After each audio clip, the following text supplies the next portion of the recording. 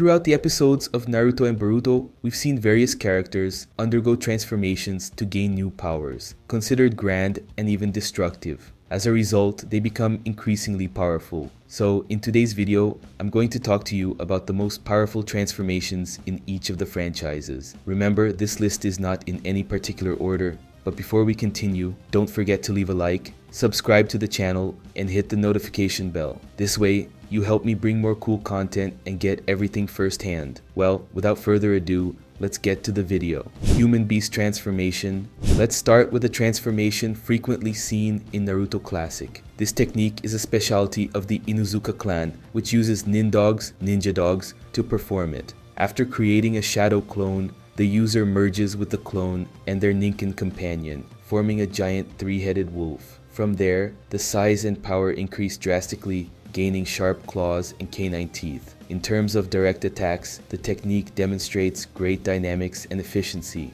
Moreover, using this transformation brings extraordinary destructive force. In the anime, we see the duo formed by Kiba Inuzuka and his dog, Akamaru, use the Human Beast transformation, three-headed wolf, in several battles. We got a glimpse of what this transformation is capable of, even though, most of the time, Kiba and Akamaru faced difficulties against their enemies and even ended up injured after the fights. Let me know if you like any tweaks.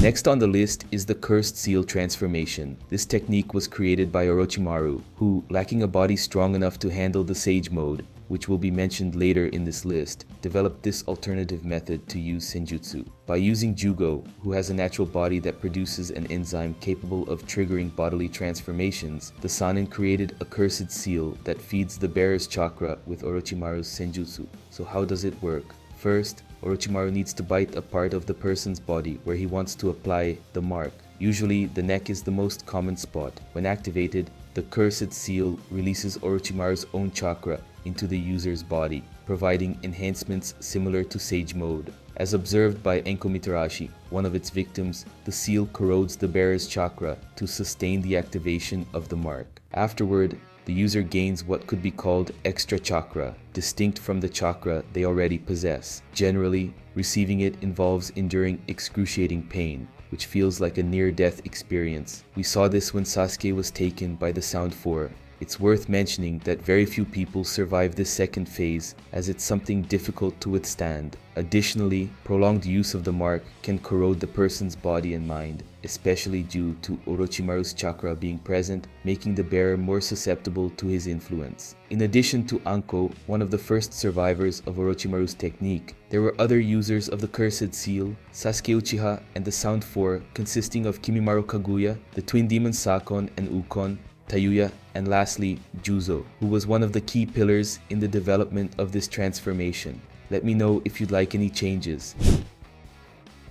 Sage Mode is a technique that draws natural energy from the environment and converts it into power for the user. Upon entering this mode, the user gains enhancements in all the attributes necessary for a ninja in battle, such as strength, speed, agility, reflexes, and even the power of their own jutsu. They also acquire the ability to sense natural energy around them, increasing the range of their attacks and allowing them to dodge blows without needing to see them. Additionally, this transformation enables ninjas to tap into the world's natural strength to create other unique techniques. In Naruto, we saw several variations of this transformation, one of which was presented by Hashirama Senju. As shown in the anime, the first Hokage combined Sage Mode with the Wood style, which was exclusive to him at the time. Unfortunately, there is no information on where or from whom he learned this technique. We also don't know how the shinobi god was able to balance his own chakra with natural energy to create senjutsu. However, there are some fan theories that could answer these questions, and I'll briefly mention them here. The first theory is that Hashirama's Sage Mode might be linked to the Shikotsu Forest, the home of the summoning Katsu, one of the few unexplored sage regions in Naruto. It's likely that Hashirama learned this transformation in that forest, which could also explain how Tsunade came to know Katsu. Furthermore, other fans of the franchise argue that Hashirama's Sage Mode is connected to Enma, the monkey summoned by Hiruzen Sarutobi, which would clarify the relationship between the third Hokage and the monkey, as the third was a pupil of Hashirama. A very curious detail is that fans who support the Enma theory with the first Hokage have observed that both have identical eyes. This is an important point because when Naruto activates Sage Mode, his eyes become like those of a frog. Do you think this theory makes sense, or is it just something created by fans? Leave your thoughts in the comments. As mentioned earlier, there are other variations of Sage Mode. One of them is from the Ryuchi cave, taught by snakes, specifically by Hakuja Sennin, the white snake sage. Basically, the process they use involves a painful bite that injects natural energy directly into the bloodstream of the person learning this transformation. The victim in question may suffer for several days, but they will soon master Sage Mode. The ninja who possesses this powerful transformation is Kabuto Yakushi, former pupil of Orochimaru. His process is a bit different, as he underwent several changes to his own body, now completely covered in snake skin, to master this mode. In fact, he already appears in this form during his fight against the Uchiha brothers, Sasuke and Itachi, both users of the Mangekyo Sharingan. Now, I'll talk about the Sage Mode of Mount Mayoboku. This method is a bit easier than the one from Ryuchi Cave, as it is done through conventional training, requiring concentration with the frogs, even though there are some risks. Initially, a special oil is used to facilitate the absorption of natural energy by the trainees. If they get too carried away during the training and absorb excessively, they might end up turning into a frog-shaped statue. It's worth noting that there are different states of this Sage Mode. The first is the imperfect Sage Mode, where the balance between the user's chakra and natural energy is not in harmony. The consequence of this is the development of some animalistic traits. As we saw in the anime, this was the case for Jiraiya. He had many difficulties in mastering the technique completely, but it helped him raise his power level several times, even though he was limited by the true powers of this mode. The natural evolution of this technique is called Perfect Sage Mode, which is the opposite of Jiraiya's state. As we all know, the user fully masters the balance between chakra and natural energy. We can say that this mode became superior to the Kage level. And of course, one of the people who achieved the perfect Sage Mode of the frogs was our beloved protagonist, Naruto Uzumaki, as well as his father, Minato Namikaze. During the invasion of Konoha, he managed to defeat one of Pain's paths with just one blow. That's not an accomplishment for just any ninja. Another technique mastered by Naruto during the anime was Sage Mode with Kurama's chakra. In the Fourth Great Ninja War, after Naruto and Kurama united, he was able to access the Sage Mode of the Nine Tails, which was the result of cooperation between the two, the beast and the man. This power was capable of defeating Obito Uchiha, who was the Jinchuriki of the Ten Tails. This is undoubtedly one of the most powerful transformations in the entire Naruto series, and also in this list of course. Naruto received Rikudo mode from Hagoromo Otsutsuki, the Sage of the Six Paths, during the Fourth Great Ninja War. It is a state that combines all the powers of the tailed beasts, in addition to allowing our beloved protagonist to face the legendary Madara Uchiha in his strongest form.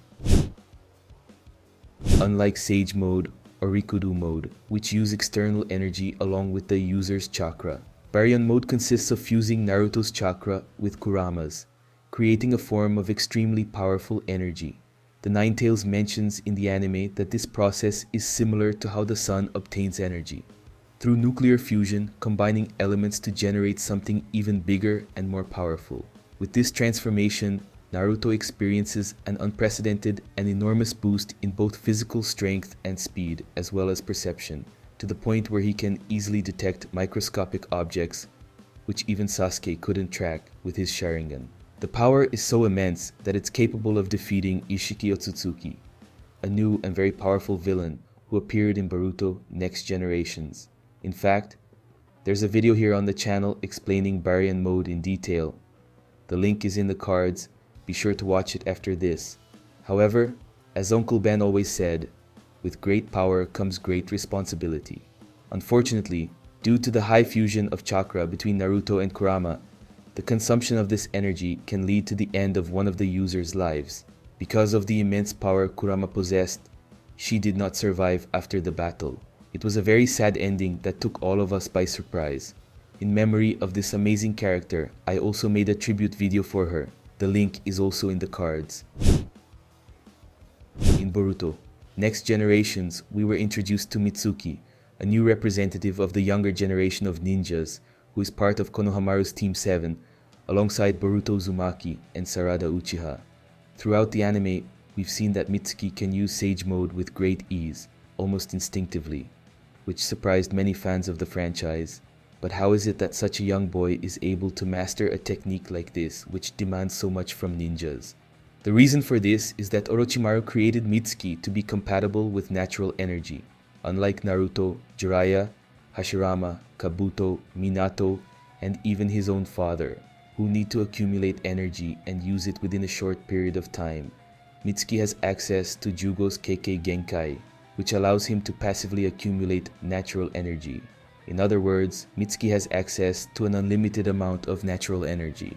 The only two ninjas who achieved this feat were Hashirama and Kabuto, with Kabuto needing to undergo several genetic modifications to achieve this transformation. Despite going through a near-death experience, Mitsuki managed to save his teammates from the enemies and performed Sage Mode very well, especially for someone his age. However, this was the only time he used the technique.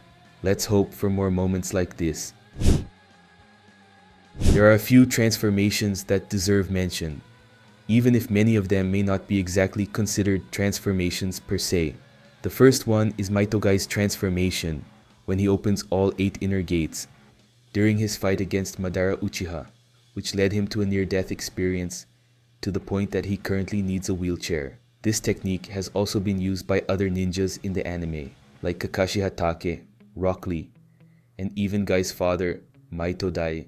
However, none of them reached the same level.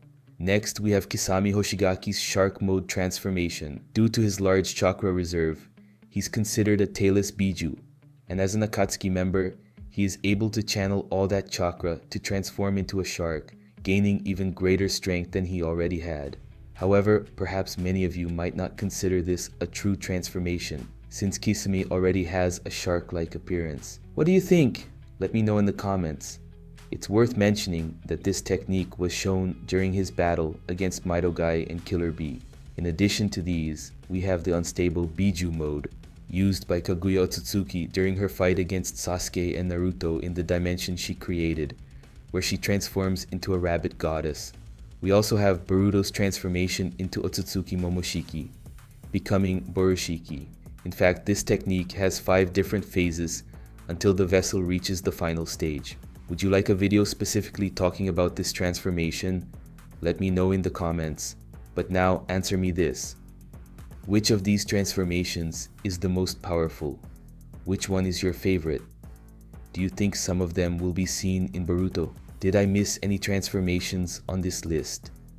Do the ones that got honorable mentions count as powerful transformations, or are they just techniques with a lot of power? I hope you enjoyed the video. Don't forget to leave a like, subscribe to the channel, and turn on notifications.